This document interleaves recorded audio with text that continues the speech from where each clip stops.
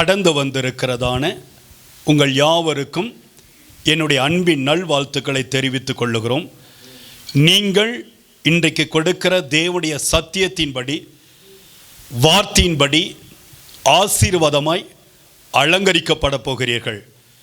ஒரு நாளும் நீங்கள் வெட்கப்பட்டு போகாதபடி கர்த்தர் உங்களோடு இருந்து பெரிய காரியத்தை செய்வார். தேவன் செய்த நன்மைகளுக்காக நன்றி இருதயத்தோடு ஆண்டவரை நோக்கி நாம் பார்க்க போகிறோம்.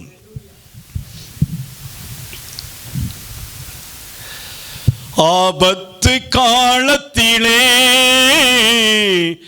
என் ஜெபம் கேட்டவரே, ஆபத்து காலத்திலே என் ஜெபம் கேட்டவரே, பாவ சேற்றி நின்று என்னை தூக்கி எடுத்தவரே, பாவ சேற்றி நின்று என்னை தூக்கி எடுத்தவரே, உம்மை மறக்க முடியாதையா, என்னால் மறக்க முடியாதையா, உம்மை மறக்க முடியாதையா, என்னால் மறக்க முடியாதையா.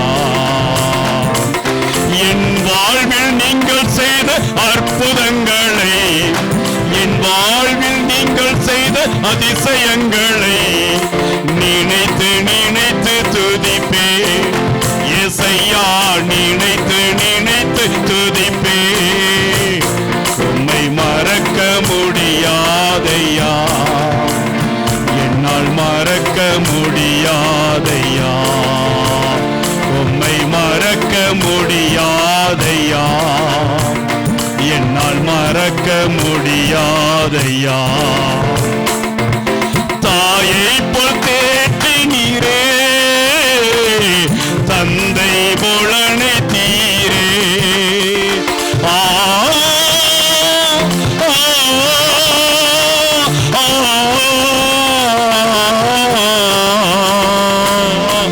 தாயை போல் தேற்றினீரே, தந்தை போலனை தீரே. அல்லேலூயா அல்லேலூயா, தினம் அல்லேலூயா அல்லேலூயா, அல்லேலூயா அல்லேலூயா, தினம் அல்லேலூயா அல்லேலூயா. உம்மை மறக்க முடியாதையா, என்னால் மறக்க முடியாதையா, உம்மை மறக்க முடியாதையா, என்னால் மறக்க முடியாதையா. யாரும் மற்ற அனாதையா உலகத்தில் கிடந்தேனே,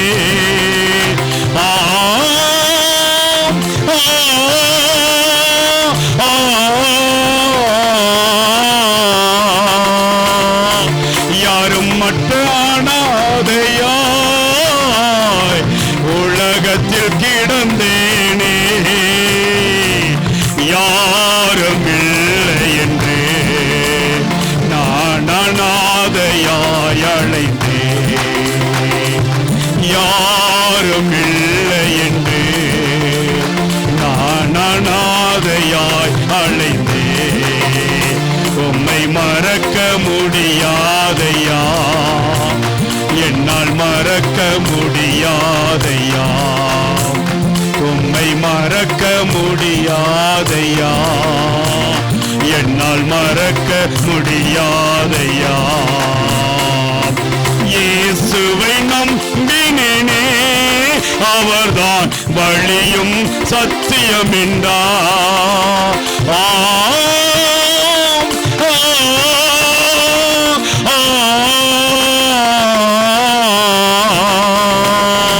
இயேசுவை நம்பினேனே, அவர்தான் வழியும் சத்தியம் என்றார்.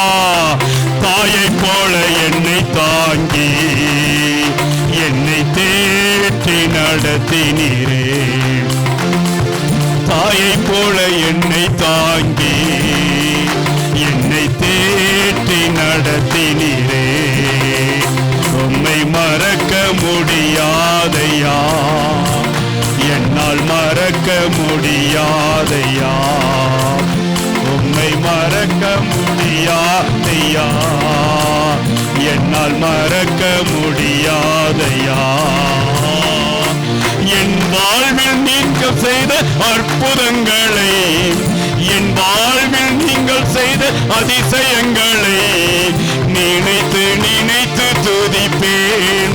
இயேசையா, நினைத்து நினைத்து துதிப்பேன். உம்மை மறக்க முடியாதையா, என்னால் மறக்க முடியாதையா. உம்மை மறக்க முடியாதையா, மறக்க முடியாதையா. தகப்பன் உங்கள் வாழ்க்கையிலே செய்திருக்கிற நன்மைகளை நீங்கள் மறக்காதபடிக்கு தேவனுடைய பாதத்திலே உம்மை நோக்கி நாங்கள் அமர்ந்திருக்கிறோம். அப்பா, உம்முடைய பாதுகாப்பின் கரம் எங்களோடு இருக்கிறது. நான் தடுமாறி விழுந்த நேரத்தில் எல்லாம் ஒரு தாயை போல வந்து தேற்றினீர் ஆண்டவரே. நான் கலங்கி நின்ற நேரத்தில் எல்லாம் என் கரத்தை பிடித்து அணைத்தீரப்பா. நான் சோர்ந்து போய் கிடந்த நேரத்தில் எல்லாம் என் சோர்வுகளை அகற்றும்படியாய் எங்க பக்கத்துல வந்ததை நாங்க எப்படி ஆண்டவரை மறக்க முடியும்? நீர் இல்லாத ஒரு வாழ்க்கையை நாங்கள் நினைத்து பார்க்க முடியாது. நீர் எங்களுக்கு செய்த அற்புதங்கள், அடையாளங்கள் எத்தனை எத்தனை. நீங்க மட்டும் இல்லைனா நாங்க விழுந்து போயிருப்போம் ஆண்டவரே. உங்க வசனம் மட்டும் இல்லைனா நாங்கள் என்றைக்கும் மண்ணோடு மண்ணாக போயிருப்போம். நீர் எங்களை தேற்றி நடத்தி இருக்கிறீர். உம்முடைய வார்த்தைகளுக்காக நன்றி, உம்முடைய கிருபைகளுக்காக நன்றி, உம்முடைய ஒத்தாசைக்காக நன்றி. இருதயத்தின் ஆழத்திலிருந்து நன்றியோடு நாங்கள் துதிக்கிறோம். சாட்சியாய் நிறுத்தும் மனிதர்கள் எங்களுக்கு விரோதமாய் புறப்பட்டு வந்த பொழுதெல்லாம் எங்களை தாங்கின தெய்வம் இன்றைக்கும் எங்கள் நடுவில் இருக்கிறீர். அதற்காக நன்றி செலுத்துகிறோம். ஆசீர்வதியும் இயேசுவின் நாமத்தில் ஜெபிக்கிறேன் ஜீவனுள்ள நல்ல பிதாவே, ஆமென். நாம் உட்காருவோம். இந்த அருமையான வேளையிலும் இணைந்த கரங்கள் ஊழியத்திலே இணைந்திருக்கிற உங்களை, எல்ஷடாய் திருச்சபையிலே இணைந்திருக்கிற உங்களை தேவன் முதலாவது உங்களை ஆசீர்வதித்து நடத்துவாராக. நான் கர்த்தருடைய வேலைக்காரனாய் இருந்து உண்மையும் உத்தமமாக தேவனுடைய ஊழியத்தை செய்ய வேண்டும் என்கிறதான அந்த ஒரு தேவனுடைய வாக்குத்தத்தத்தை பிடித்து கொண்டு ஓடும்படியான நல் வாய்ப்பை கர்த்தர் எனக்கு கொடுத்திருக்கிறார். எனக்கு தகுதியே இல்லை, ஆனால் கர்த்தர் தகுதிப்படுத்தி வைத்திருக்கிறார். இந்த தகுதிப்படுத்தி வைத்திருக்கிறதற்கு என்ன காரணம்?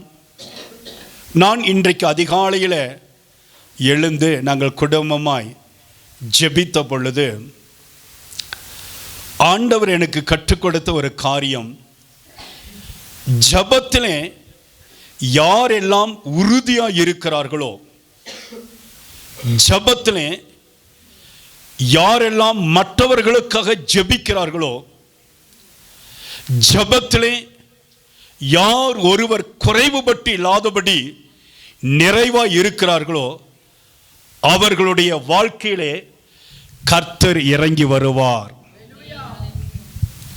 ஒரு நாளும் கர்த்தர் அவர்களை கைவிடவே மாட்டார். 1 தெசலோனிக்கேயரின் புஸ்தகம் 5வது அதிகாரம் 17வது வசனத்தை நாம் வாசிப்போம்.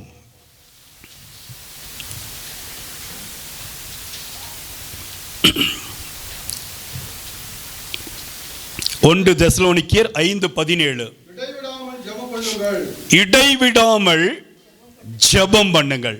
கர்த்தர் இந்த அருமையான காலை வேளையில நமக்கு நம்முடைய ஆலயத்திற்கும் சரி, இந்த ஆலயத்தில் அமர்ந்து இந்த சத்தியத்தை கேட்டுக்கொண்டிருக்கிற உங்களுக்கும் சரி,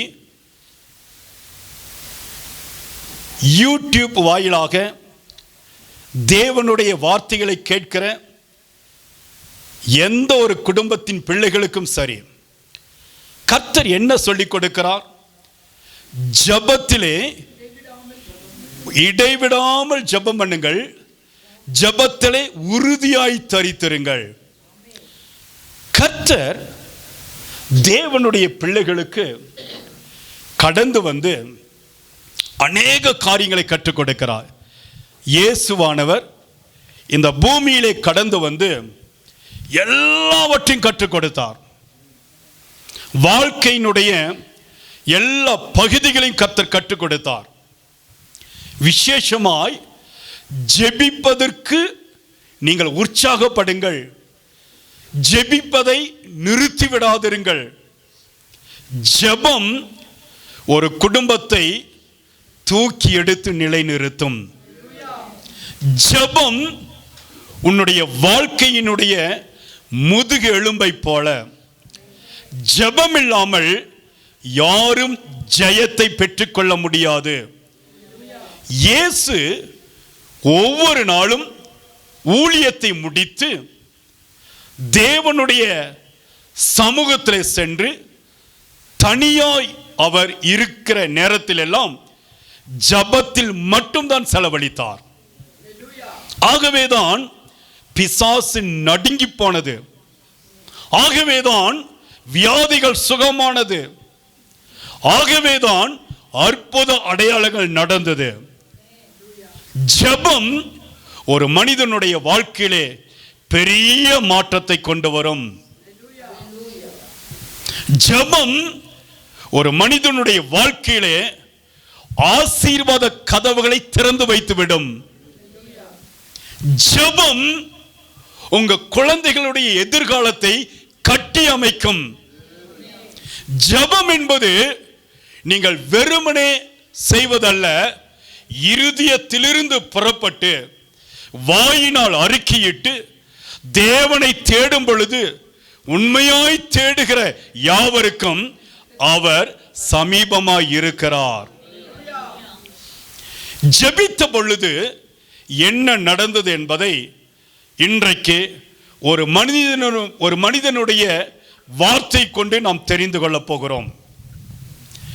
நெகேமியாவின் புஸ்தகம் 1வது அதிகாரம்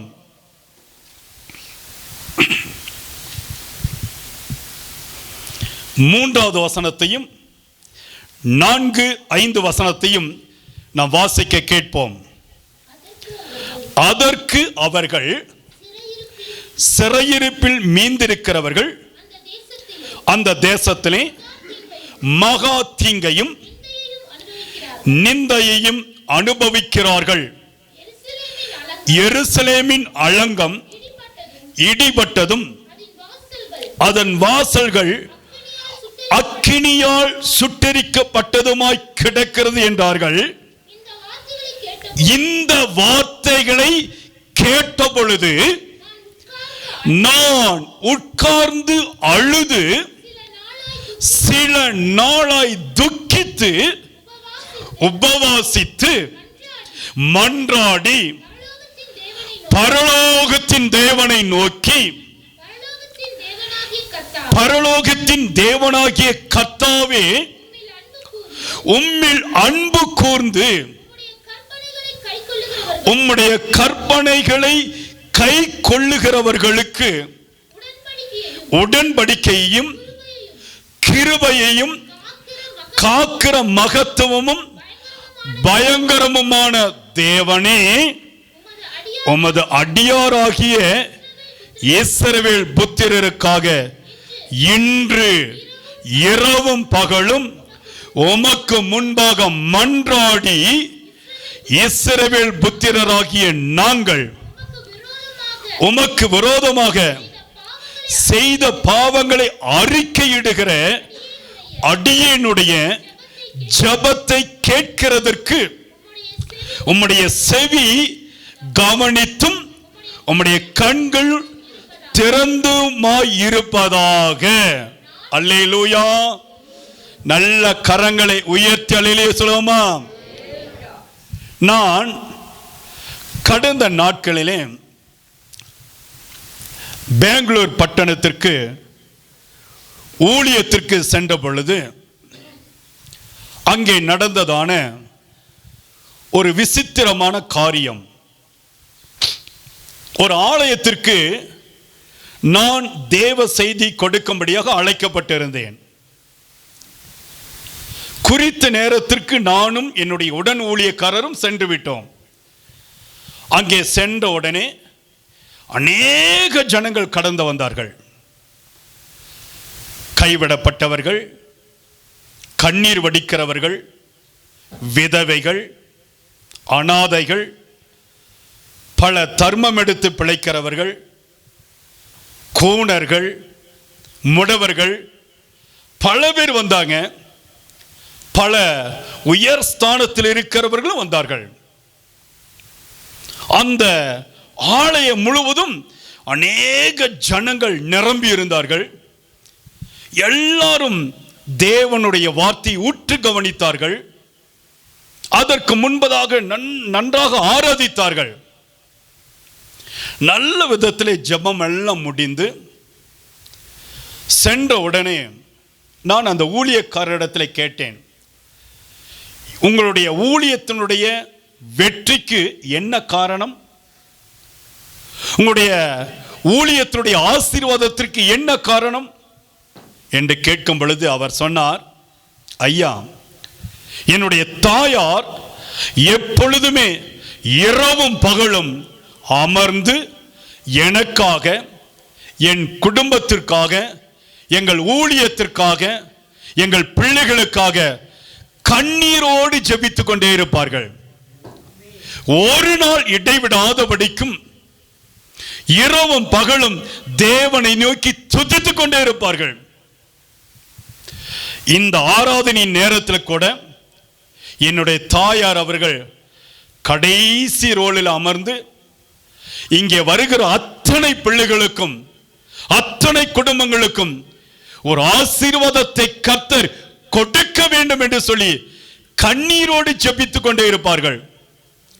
எங்கள் ஆலயத்திற்கு விரோதமாக, ஊழியத்திற்கு விரோதமாக எத்தனையோ ஜனங்கள் எழுப்பினார்கள்.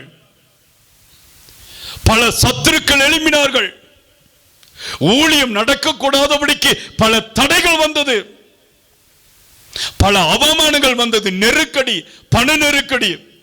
ஆனால் இதற்கு மத்தியிலும் தேவன் எங்களை நினைவு கூர்ந்திருப்பதற்கு ஒரே ஒரு காரணம், என்னுடைய தாயாரினுடைய கண்ணீரின் ஜெபத்தை கர்த்தர் கேட்டுக்கொண்டே இருந்தார். இடைவிடாமல் ஜெபித்துக் கொண்டே இருந்தார். இடைவிடாமல் ஜெபித்துக் கொண்டே இருந்தார். தேவனுடைய வார்த்தை என்ன சொல்கிறது? இடைவிடாமல் ஜெபிக்கிற இடத்திலே தேவன் வல்லமையாய் மகிமையாய் இறங்கி வருவார். இன்றைக்கு உங்களுடைய அனுபவம், என்னுடைய அனுபவம் எப்படியா இருக்கிறது?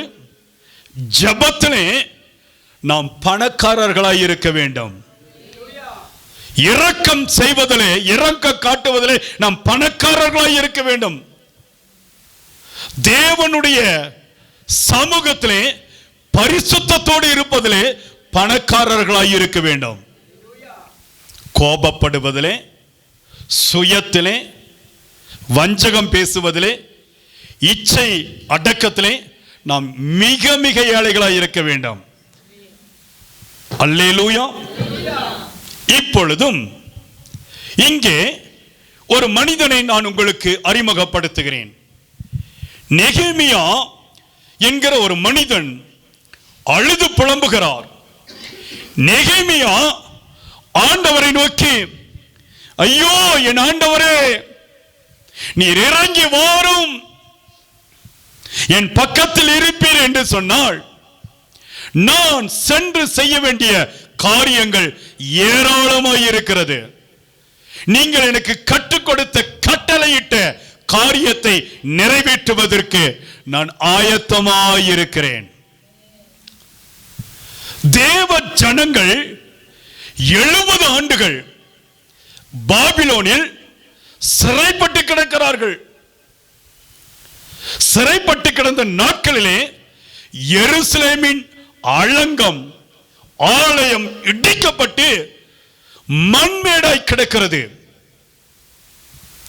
அங்கே அதை கட்டுவிப்பதற்கு யாருமே இல்லை, சிதைந்து போய் கிடக்கிறது. அங்கே உருக்குலைந்து கிடக்கிறதான ஆலயத்தை தேவனாகிய கர்த்தர் நெகேமியாவுக்கு உணர்த்துகிறார். உணர்த்தும் பொழுது அந்த நேரத்திலே தேவனாகிய கர்த்தரிடத்திலே ஒரு விண்ணப்பத்தை வைக்கிறார். என்ன விண்ணப்பம்? இங்கே அர்த்தசஷ்டா என்கிற ராஜாவினுடைய 20வது மாசத்திலே 20வது வருஷத்திலே அரசாண்டான இந்த நேரத்திலே நெகேமியா ஜெபிக்கிறார். அவனுடைய காதுகளுக்கு ஒரு செய்தி வந்து போடுகிறது. ஒரு செய்தியை கேட்கிறார். அந்த செய்தியை கேட்கும் பொழுது என்ன எப்படியான மனநிலைமை இருந்தது, அந்த செய்தி எப்படியா இருந்தது நாம் கேட்போம். 3வது வசனத்தை மறுபடியும் வாசிங்கள், எல்லாரும் இணைந்து வாசிங்கள். அதற்கு அவர்கள், சிறையிருப்பில் மீந்திருக்கிறவர்கள் அந்த தேசத்திலே மகா தீங்கையும் நிந்தையையும் அனுபவிக்கிறார்கள். எருசலேமில் அலங்கம் இடிபட்டதும் அதன் வாசல்கள் அக்கினியால் சுட்டெரிக்கப்பட்டதுமாய் கிடக்கிறது என்றார்கள். கவனிங்க, ஒரு காரியம் நடக்கிறது. நெகேமியுடைய காதுகளுக்கு ஒரு காரியம் வந்து சேருகிறது. அந்த காரியம் என்ன என்பதை கேட்கும் பொழுது கவனிங்க, கர்த்தர் சொல்லுகிறார், ஒரு செய்தி அவனுடைய காதுகளுக்கு வருகிறது. என்ன? என்னுடைய தேசத்துடைய மக்கள், இஸ்ரவேலுடைய ஜனங்கள் அலங்கம் இடிக்கப்பட்டதாய் உருக்குலைந்து காணப்படுகிறார்கள். ஆறுதல் இல்லை. ஜனங்கள் சிதறி கிடக்கிறார்கள். இப்படிப்பட்ட ஒரு சூழ்நிலையை நெகேமியாவுக்கு கர்த்தர் காண்பிக்கிறார். ஒன்று சிறைப்பட்டு கிடக்கிற சூழ்நிலை, இன்னொன்று அலங்கம் இடிக்கப்பட்டிருக்கிற சூழ்நிலை, இடிந்து போய் கிடக்கிறது. அப்பொழுது நெகேமியாவுக்கு இருதயம் உடைக்கப்பட்டு அவருடைய கண்களில் கண்ணீர் சொரிந்து, ஐயோ நான் என்ன செய்வேன் என்று சொல்லி தேவனை நோக்கி முதலாவது முறையிடுகிறார். அநேக குடும்பங்களிலே தேவன் இன்றைக்கும் அசைவாடி கொண்டிருக்கிறார். தேவன் கிரியை செய்வதற்கு தேவனாகிய கர்த்தர் ஒரு காரியத்தை உங்களிடத்தில் கேட்கிறார். இடைவிடாமல் ஜெபிக்கிற உங்கள் வாழ்க்கையிலே ஒரு நாளும் கர்த்தர் கிரியை செய்யாமல் இருக்கவே மாட்டார். கரங்களை உயர்த்தி அல்லவோ நீங்கள் வல்லமையாய் சத்தத்தை உயர்த்தி சொல்லியிருக்கணும். நெகேமியா இந்த சூழ்நிலைகளுக்காக எப்படி ஜெபித்தார்? அது நமக்கு தேவை. அப்படி ஜெபித்த பொழுது இஸ்ரவேல் ஜனங்களுக்கு நடந்த காரியம் என்ன? இஸ்ரவேல் ஜனங்கள் செய்த காரியம் என்ன? இதை நான் உங்களுக்கு சுட்டி காட்ட விரும்புகிறேன். ஏதோ தேவனுடைய ஆலயத்திற்கு வந்தோம், அமர்ந்தோம், தேவனுடைய வார்த்தைகளை ஏதோ செவி வழியாய் கேட்டோம் என்று சொல்லி போகாதபடிக்கு இந்த வார்த்தையின் மூலமாக நான் இன்றைக்கு என்ன கற்றுக்கொண்டேன். தேவனுக்குள்ளாக நான் எப்படி வைராக்கியமாய் வாழ வேண்டும் என்பதை தேவன் உங்களுக்கு உணர்த்துகிறார். வாசிப்போம். தொடர்ந்து மறுபடியும் 4வது 5வது வசனத்தை வாசிங்க. எல்லாரும் சேர்ந்து வாசிங்க. இந்த வார்த்தைகளை கேட்ட பொழுது நான் உட்கார்ந்து அழுது. கவனிங்க, தேவனுடைய சமூகத்திலே கடந்து வந்திருக்கிற நீங்க வெற்றி பெற வேண்டும். எத்தனை பேரை விசுவாசிக்கிறீங்க? தேவனுடைய பிள்ளைகளாய் இருக்கிற தேவனுடைய வார்த்தைகளை இந்த நேரத்தில் கேட்கிற நீங்கள் யாராக இருந்தாலும் வெற்றி பெற வேண்டும் என்பதுதான் தேவனுடைய திட்டம், இலக்கு. ஆமென். இப்பொழுதும் தேவ சமூகத்தில் வந்து அலங்கமிடிக்கப்பட்டதற்காக, சிதறிப்போய் கிடக்கிற இஸ்ரவேல் ஜனங்களுக்காக, எருசலேமுக்காக இயேசு எப்படி கண்ணீர் விட்டாரோ அதே போல நெகேமியா அழுது துடிக்கிறார். ஒரு ஜெப வாழ்க்கை, ஒரு ஜெப வீரனுடைய கண்கள் எப்பொழுதுமே நனைந்திருக்க வேண்டும். ஒரு ஜெபிக்கிறவனுடைய கண்களில் இருந்து எப்பொழுதுமே கண்ணீர் சொரிந்து கொண்டே இருக்க வேண்டும். எப்பொழுது நீங்கள் உங்களுக்காக அல்ல மற்றவர்களுக்காக அழுது துடிக்கிறீர்களோ அப்பொழுதே உங்களுடைய ஜெபத்திற்கு பரலோகம் அங்கீகாரத்தை கொடுத்து விடுகிறதா இருக்கிறது. என்ன நடந்தது? நெகேமியா கடந்து வந்து இந்த காரியத்தை கேள்விப்பட்டவுடனே, எருசலேம் என்று சொல்லி அவன் சாதாரணமாய் இருக்கவில்லை, இஸ்ரவேல் ஜனங்கள் தானே என்று சொல்லி சாதாரணமாய் இருக்கவில்லை, மற்றவர்கள் தானே என்று சொல்லி சாதாரணமாய் இருக்கவில்லை. நீங்கள் அழுதால் என் கண்களில் கண்ணீர் வரும். ஒரு குடும்பம் அழுதால் நமக்கு கண்ணீர் வர வேண்டும். இதுதான் தேவனுடைய பிள்ளைகளுக்கு கர்த்தர் கொடுத்து வைத்திருக்கிறார் மகா பெரிதான ஆசீர்வாதத்தின் கிருபை. தேவனுடைய பிள்ளைகள் உங்களுக்காக, உங்கள் குடும்பத்திற்காக வாழ்கிறவர்கள் அல்ல. எனக்காக, என்னுடைய பிள்ளைகளுக்காக என்று வாழ்பவர்கள் அல்ல.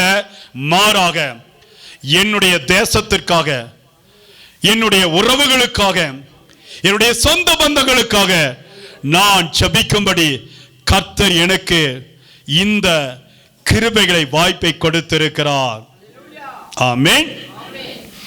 நெகேமியா ஜெபிக்கிறார். எப்படி ஜெபிக்கிறார்? தேவ சமூகத்திலே இந்த வார்த்தைகளை கேட்ட பொழுது. ஒருத்தர் கஷ்டப்படுறாங்க, உங்க குடும்பத்துக்கு பக்கத்துல ஒருத்தர் வேதனைப்படுறாங்க, கவலைப்படுறாங்க, கண்ணீர் வடிக்கிறாங்க. அவங்களை பார்த்து நீங்கள் வேடிக்கை பார்த்து கொண்டு இருக்க கூடாது. மாறாக, என் அன்பு தகப்பனே, ஒருவேளை இன்றைக்கு இருக்கிற இந்த சூழ்நிலை நீங்க மாற்ற முடியும். மாற்றுவதற்குண்டான எல்லா வல்லமையும் உம்மிடத்தில் இருக்கிறது. நான் விசுவாசிக்கிறேன். உதவி செய்யுங்க அப்பா, உதவி செய்யுங்க. அன்பு தங்கச்சி இன்னைக்கு சொன்னாங்கல்ல, நான் எனக்காக மட்டுமே ஜெபித்துக் கொண்டிருந்தேன், சமாதானமே இல்லை. என்றைக்கு மற்றவர்களுக்காக ஜெபிக்க ஆரம்பித்தனோ அன்றைக்கு ஒரு தெய்வீக சமாதானம் என் இருதயத்தை நிரப்பிற்று. நீங்க மற்றவர்களுக்காக ஜெபித்து பாருங்க. ஒவ்வொரு காரியத்திற்காக மற்றவர்கள் ஜெபித்து பாருங்க. வீடு இல்லாத ஒருவருக்காக நீங்க ஜெபம் பண்ணுங்க. குழந்தை இல்லாத ஒருவருக்காக நீங்க ஜெபம் பண்ணுங்க. உங்கள் பிள்ளைகளுக்கு, உங்களுக்கு குழந்தையின் பாக்கியத்தை கர்த்தர் கொடுப்பார். வியாதி உள்ள ஒரு குடும்பத்திற்காக நீங்க கண்ணீர் வடித்து ஜெபித்து பாருங்க. எத்தனை பேர் கேன்சர் வியாதியில மரித்து போறாங்க. நேற்றைக்கு கூட நான் ஒரு குடும்பத்தை குறித்து கேள்விப்படும் பொழுது, ஒரு இளம் வயதிலே ஒரு சகோதரி மரித்து போனாங்க கேன்சர்ல. அருமையான சகோதரனே, சகோதரியே, நம்முடைய கண்களுக்கு முன்பதாக மரிப்பவர்கள் ஏராளமாய் இருக்கிறார்கள். அவர்களுக்காய் துக்கித்து அழுது ஜெபிக்க வேண்டியது நம்முடைய கடமையாய் இருக்கிறது. நெகேமியா ஜெபிக்கிறார். எப்படி ஜெபிக்க? அழுது சில நாளாய் துக்கித்து உபவாசித்து மன்றாடி. கவனிங்க, ஒன்று அழுகிறார். ஜெபிக்கிறவங்க, ஜெபிக்கிற பிள்ளைகள் உடைய கண்களில் இருந்து கண்ணீர் கடந்து வர வேண்டும். அல்லேலூயா. நீங்க துக்கித்து அழ வேண்டும், மற்றவர்களுக்காய் துக்கித்து அழுது புலம்ப வேண்டும். அதை கர்த்தர் விரும்புகிறார். அது மட்டுமல்ல, கர்த்தர் சொல்லுகிற ஒரு காரியம் என்ன? உபவாசித்து மன்றாடி. மன்றாட்டு ஜெபம். இன்றைக்கு தேசத்தில் எங்க பார்த்தாலும் மன்றாட்டு ஜெபம் என்று சொல்றாங்களே. மன்றாடி ஜெபிக்கும் பொழுது, மன்றாடி போராடி ஜெபிக்கும் பொழுது அந்த ஜெபத்திற்கு தேவன் பதில் கொடுக்கிறவராய் இருக்கிறார். ஆண்டவரை துதிக்கிறார் பாருங்க. அடுத்த வசனத்துல, பரலோகத்தின் தேவனாகிய கர்த்தாவே, உம்மில் அன்பு கூர்ந்து உம்முடைய கற்பனைகளை கை கொள்ளுகிறவர்களுக்கு உடன்படிக்கையையும் கிருபையையும் காக்கிற மகத்துவமுள்ள பயங்கரமான தெய்வமே. ஆண்டவர் சொல்லிக் கொடுக்கிறார், அழகாய் சொல்லிக் கொடுக்கிறார்.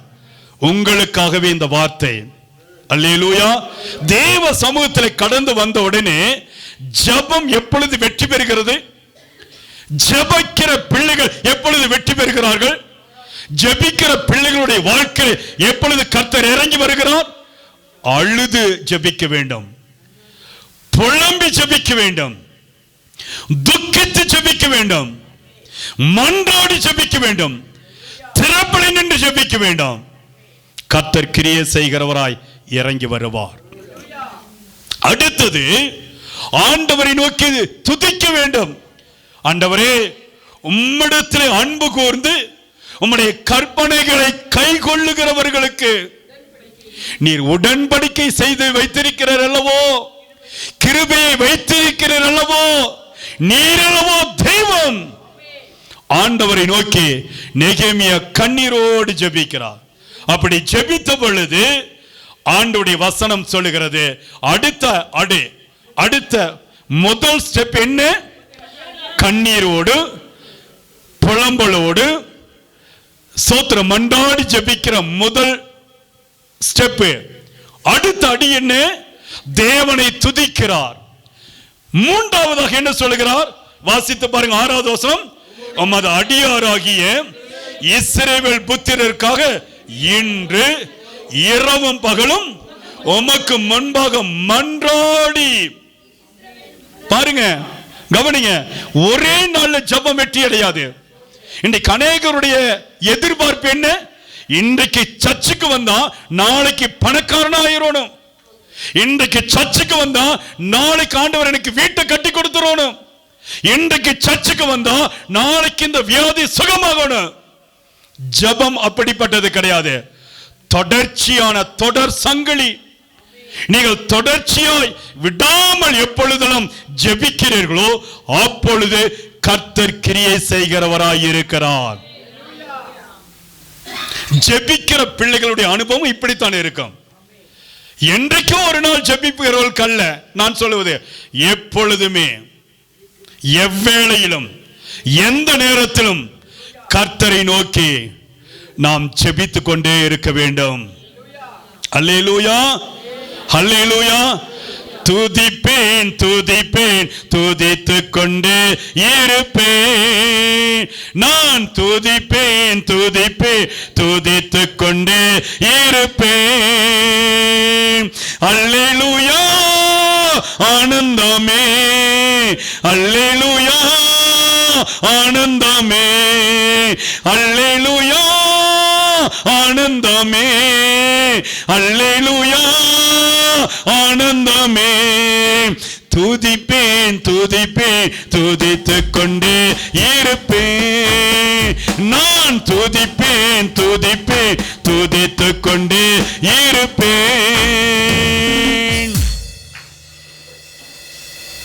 இரவின் பயங்கரம், பகலின் அன்பு, சோத்திரம், கொள்ளை நோய்களுக்கு விலக்கி கர்த்தர் நம்மை பாதுகாத்துக் கொள்ள வேண்டும் என்றால் தேவ சமூகத்திலே எப்பொழுதும் நாம் உற்சாகமாய் துதித்துக் கொண்டே இருக்க வேண்டும். தேவனை தேடுவதை தவிர இந்த உலகத்திலே விடுவிக்க ஒன்றுமே இல்லை. அல்லேலூயா. ஆண்டவருடைய வசனம் சொல்லுகிறது, மூன்றாவது அடியாக உமது அடியாராகிய இஸ்ரவேல் புத்திரருக்காக இரவும் பகலும் உமக்கு முன்பாக மன்றாடி இஸ்ரவேல் புத்திரராகிய நாங்கள் உமக்கு விரோதமாக செய்த பாவங்களை அறிக்கையிடுகிற அடியனுடைய ஜெபத்தை கேட்கிறதற்கு மூன்றாவது நிலை என்ன தெரியுமா? முதல் நிலை, தேவ சமூகத்திலே அழுது புலம்பி துக்கித்து கண்ணீரோடு நீங்கள் ஜெபிக்கணும். ஏதோ சாதாரணமா போய் உட்கார்ந்து ஆண்டவரே எனக்கு இந்த ஆசீர்வாதத்தை கொடுங்க, இந்த நன்மை கொடுங்கன்னு சொல்லி கேட்பதல்ல. ஜெபம் ஒரு மனிதனை உருவாக்கும். ஜெபம் நம்முடைய உள்ளத்தை உடைத்து விடுகிறதா இருக்கும்.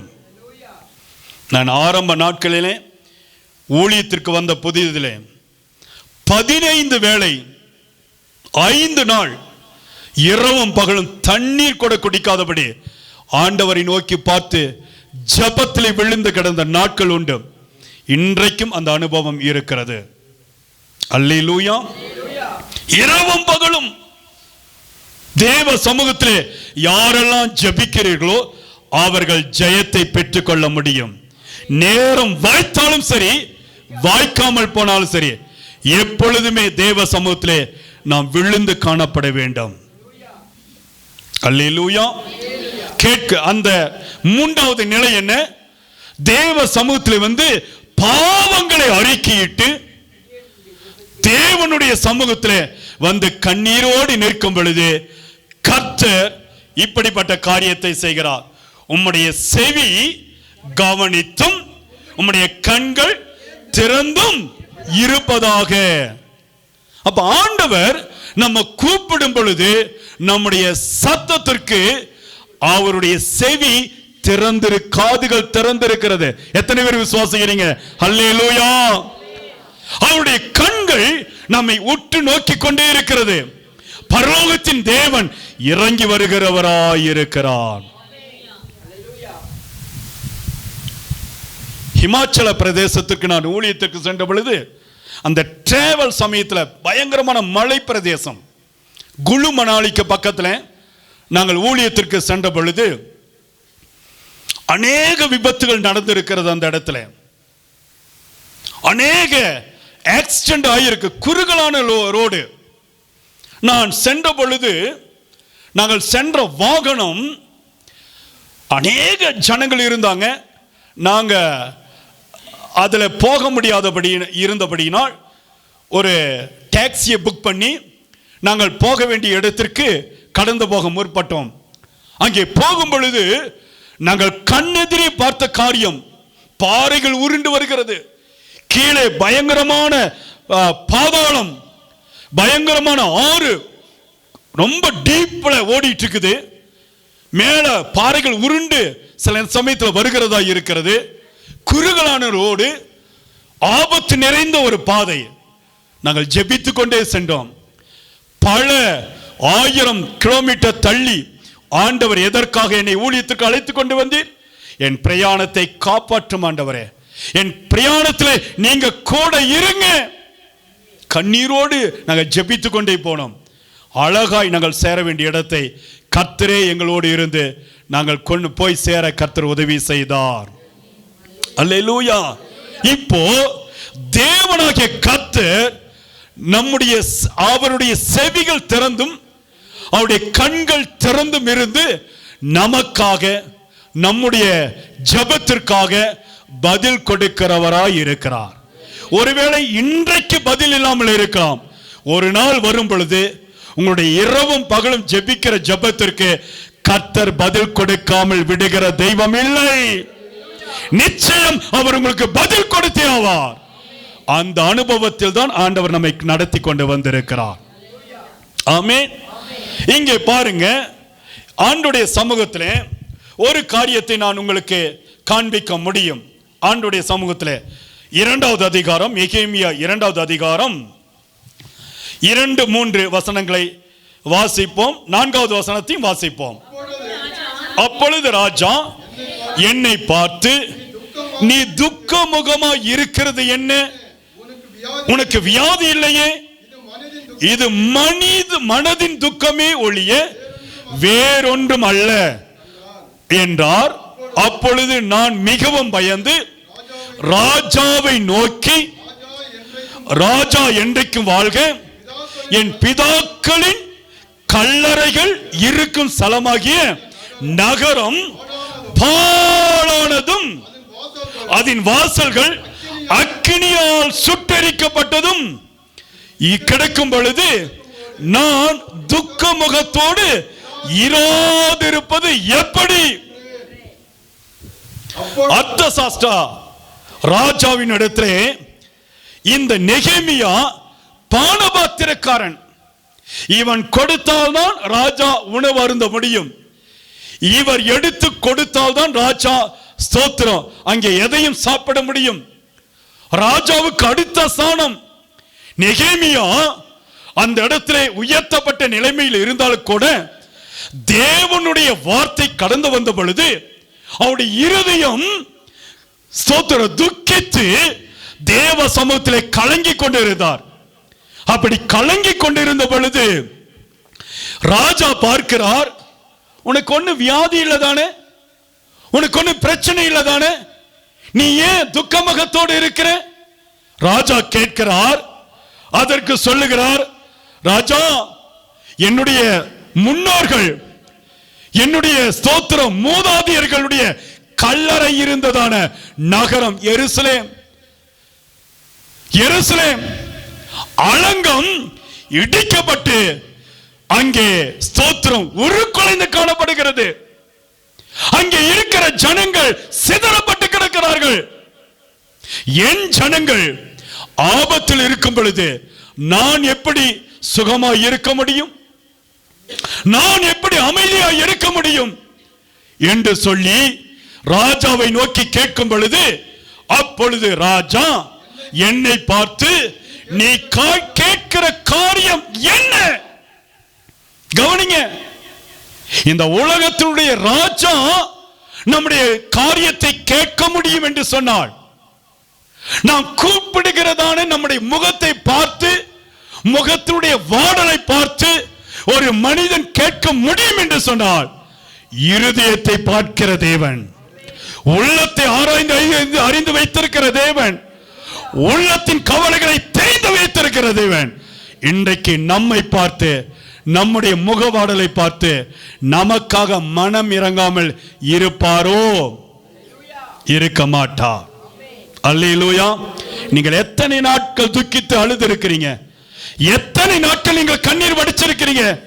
எத்தனை நாட்கள் நீங்கள் முகவாடலாய் இருந்திருக்கீங்க? எத்தனை நாட்கள் உங்களுடைய இருதயம் உடைக்கப்பட்டது? எத்தனை நாட்கள் கைவிடப்பட்ட நிலைமையிலே எனக்கு இந்த நிலைமை எப்பொழுது மாறும் என்று சொல்லி நீங்கள் துடித்திருக்கிறீங்க. அந்த துடிப்பை கேட்டு அறிந்து இன்றைக்கு கர்த்தர் உங்களுக்கு விடுதலையை கொடுத்திருக்கிறார். அல்லேலூயா. இன்றைக்கு நெகேமியாவுடைய அந்த இறுதிய துடிப்பை அறிந்து ராஜாவிடத்தில் கேட்கும் பொழுது அங்கே சொல்லுகிறார் என்ன என்றால், அப்பொழுது நான் பரலோகத்தின் தேவனை நோக்கி ஜெபம் பண்ணி ராஜாவை பார்த்து, ராஜாவுக்கு சித்தமாய் இருந்து அடியேனுக்குடைய சமூகத்தில் தயை கிடைத்ததானால் என் பிதாக்களின் கல்லறையில் இருக்கும் பட்டணத்தை கட்டும்படி யூதா தேசத்திற்கு நீர் என்னை அனுப்ப வேண்டிக் கொள்ளுகிறேன் என்றார். அல்லேலூயா. பாருங்க, உடனே ராஜா கட்டளை கொடுத்த உடனே கேட்ட உடனே ராஜா என்ன செய்ய, சரி நீ போப்பா, நீ போ, எருசலேமுக்கு போ, உன்னுடைய அலங்கத்தை கட்டு என்று சொன்ன உடனே 3 பேட்சா பிரிஞ்சாங்க. 3 பேட்சா பிரிஞ்சு முதல் பேட்ச் போயிடுச்சு. 70 ஆண்டு சிறையிருப்பில் இருந்து முதல் பேட்ச் போனுச்சு. அடுத்ததாக 2வது ஒரு குழு போனது, குரூப் அப்படி போனது. 3வது சென்றதான அந்த குரூப்பில் இருந்து தேவனாகிய கர்த்தர் நெகேமியாவின் மூலமாக வழி நடத்தி செல்லும்படியான அந்த கிருபையை கர்த்தர் கொடுத்தார். அப்படி போகும் பொழுதுதான், அப்படி இருக்கும் பொழுதுதான் ராஜாவுடைய கண்களிலிருந்து தயவு கிடைத்து சரி நீ போ என்று சொல்லி அவர் கட்டளை கொடுக்கிறார். அதுக்கு நெகேமியா என்ன தெரியுமா சொல்றாரு? 8வது வசனத்துடைய கடைசி அடி சொல்லுகிறது, என் தேவனுடைய தயவுள்ள கரம் என் மேல் இருந்தபடியால் ராஜா அவைகளை எனக்கு கட்டளையிட்டார். அல்லேலூயா. ஒரு மனுஷனிடத்தில் இருந்து தயவு கிடைக்கணும்னு சொன்னா உங்களுக்கு தேவ கரம் உங்கள் மீது அமர்ந்திருக்கணும். ஆமீன் சொல்லிருங்க, ஒரு அல்லேலூயா சொல்லிருங்க. ஆஸ்பத்திரிக்கு போறோம், நம்முடைய வியாதிகளை டாக்டர் இடத்துல காண்பிக்கிறோம். சில நேரத்தில் பெண்கள் சகோதரிமார்கள் கர்ப்பம் தரித்து அவர்கள் பிரசவத்திற்காக போறாங்க. போகும் பொழுது அந்த சகோதரிகளுடைய மனநிலைமை எப்படி இருக்கும்?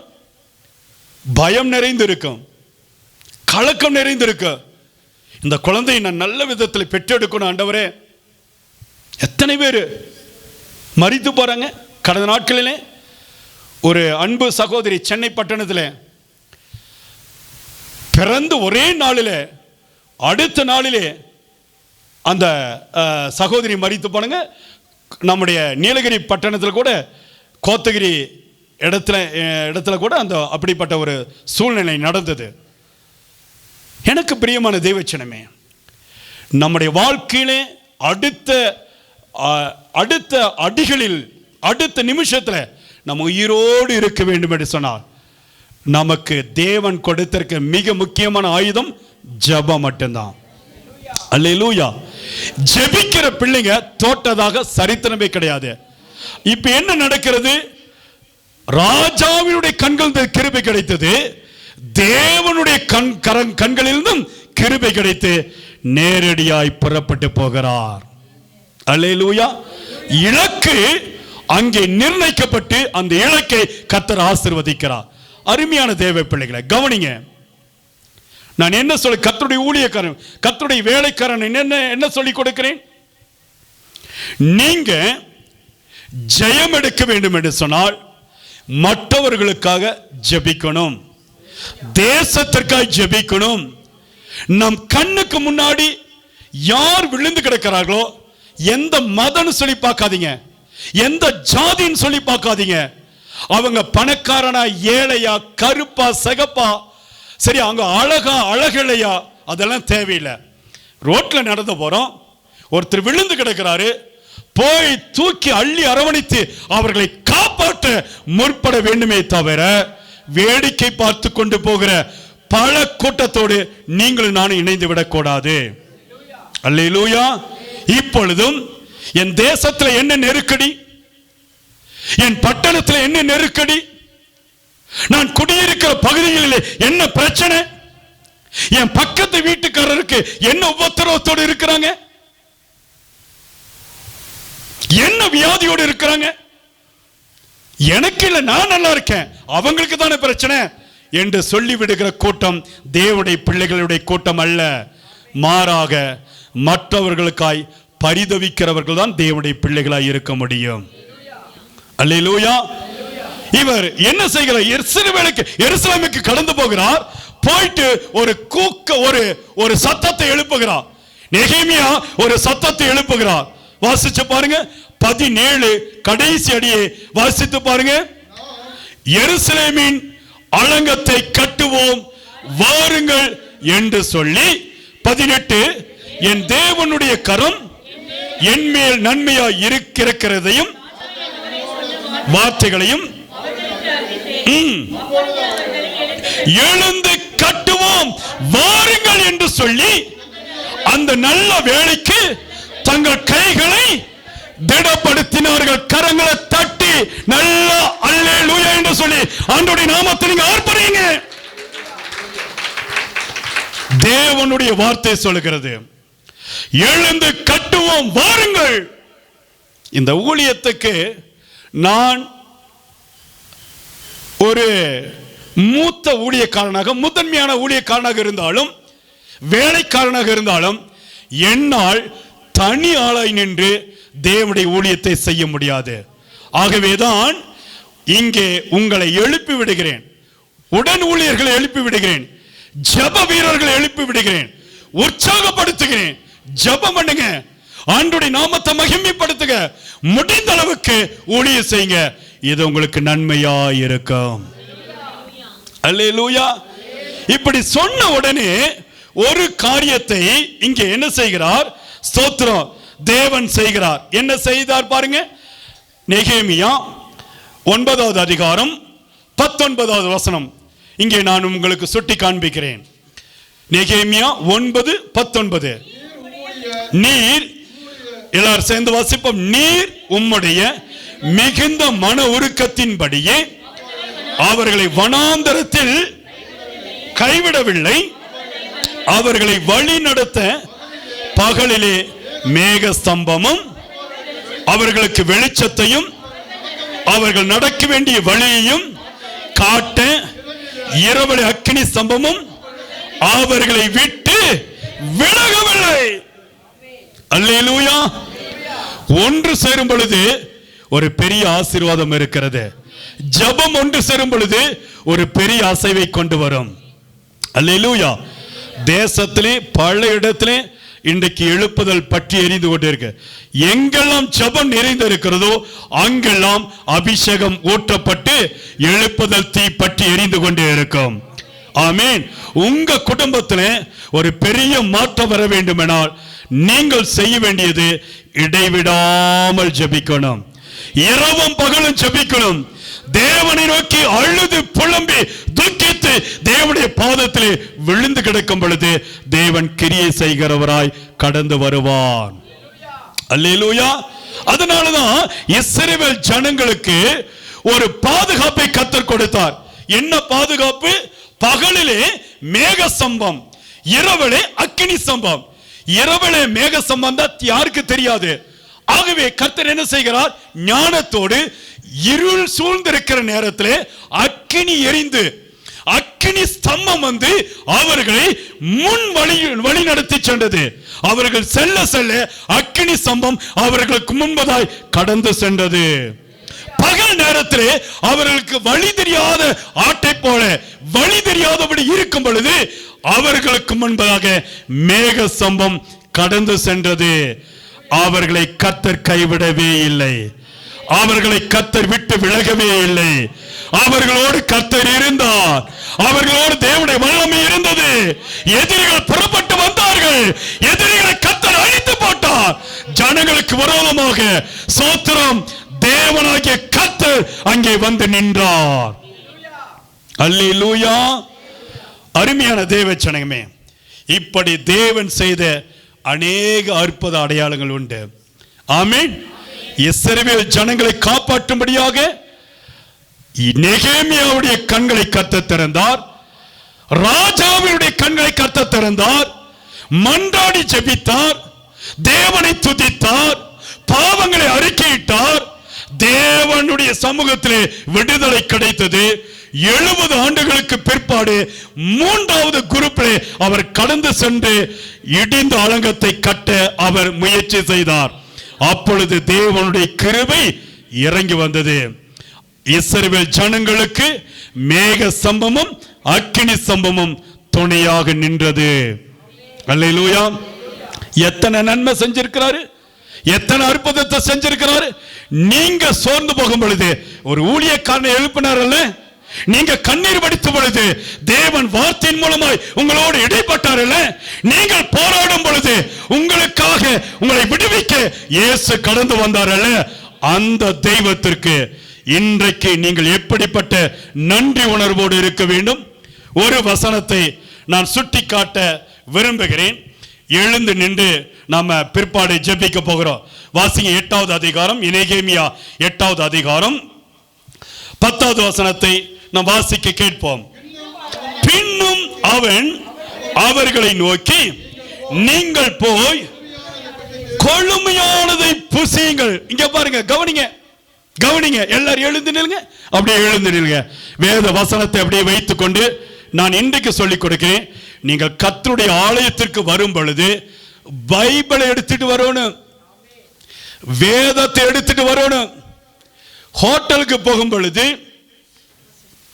நீங்க போய் என்ன செய்வீங்க? சாப்பிட உட்காரும் பொழுது உங்களுக்கு முன்பதாக சாப்பிடுவதற்கு இலை பரிமாறப்படும் அல்லது தட்டுகளை வைப்பார்கள்.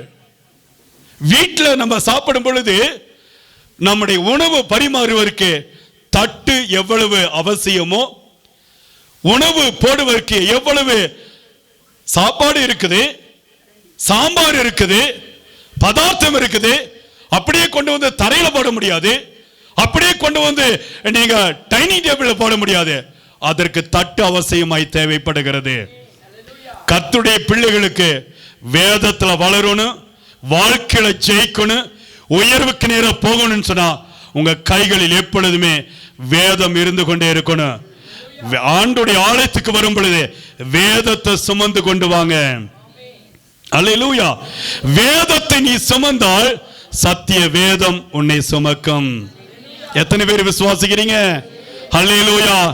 வேதத்தை நீ சுமந்தால் சத்திய வேதம் நம்மை சுமக்கும். சேர்ந்து போடுவோம். வேதத்தை நாம் சுமந்தால் சத்திய வேதம்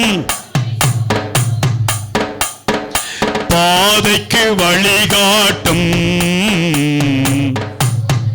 ஜெயம் கொடுக்கும். சத்தியவேதம் பாதைக்கு வழிகாட்டும், சோதனையில் ஜெயம் கொடுக்கும். கிருபாசனபதியே உம் கிருபைகள் தர வேண்டுமே, கிருபாசனபதியே உம் கிருபைகள் தர வேண்டுமே. பின்னும் அவன் அவர்களை நோக்கி, நெகேமியா இஸ்ரவேல் ஜனங்களை பார்த்து சொல்லுகிறார், நீங்கள் போய் கொழுமையானதை புசித்து மதுரமானதை குடியுங்கள். யாருக்கு சொல்றாரு? கவனிங்க தேவ பிள்ளைகளே, ஜெபிக்கிற பிள்ளைகளுக்கு இந்த ஆசீர்வாதத்தை கொடுக்கிறார். ஜெபிக்கிற பிள்ளைகளுக்கு நீங்கள் எல்லாவற்றையும் சாப்பிடும்படி அனுபவிக்கும்படி அந்த பாக்கியத்தை கர்த்தர் கொடுக்கிறார். எல்லாவற்றையும் சுதந்திரித்துக் கொள்ளும்படியான அந்த ஆசீர்வாத கதவுகளை கர்த்தரை திறந்து வைத்திருக்கிறார். அல்லேலூயா. ஜெபிக்கிற பிள்ளைகளுக்கு கொழுமையானதை பதார்த்தங்களை கொடுத்து ஆசீர்வதிக்கிற தேவன் இன்றைக்கும் உங்கள் நடுவில் உலாவிக் கொண்டிருக்கிறார். கீழே சொல்லுகிறார், ஒன்றுமில்லாதவர்களுக்கு பங்குகளை அனுப்புங்கள். இந்த நாள் நம்முடைய ஆண்டவருக்கு பரிசுத்தமான நாள். அல்லேலூயா.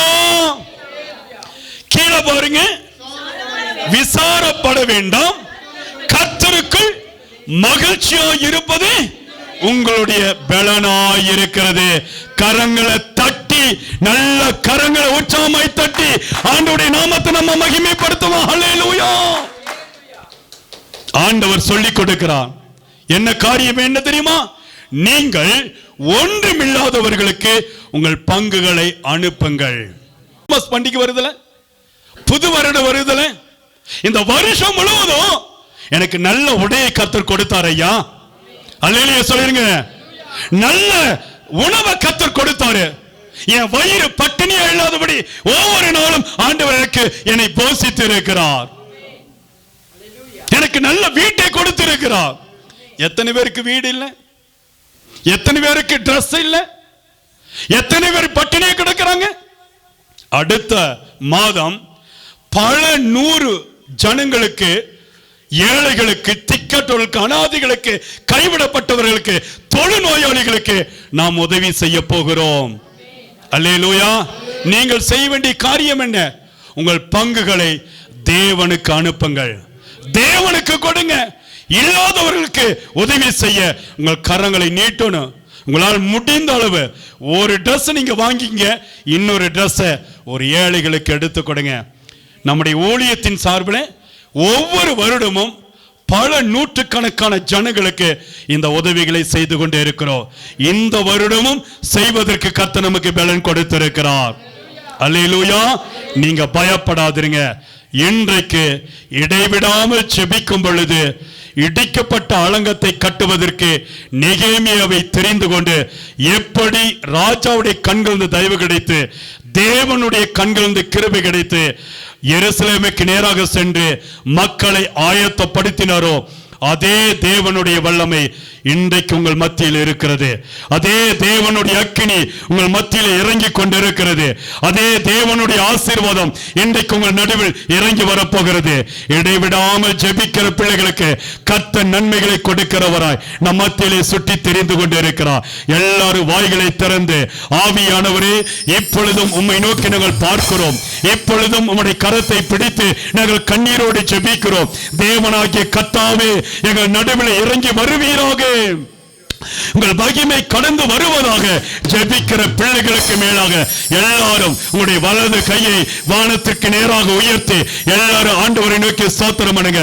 கிடைக்கிற இந்த நேரத்தை நீங்க நன்றாக பயன்படுத்திக் கொள்ளுங்க. ஜெபிக்கிற இந்த நேரத்தை நீங்க நன்றாக பயன்படுத்திக் கொள்ளுங்க.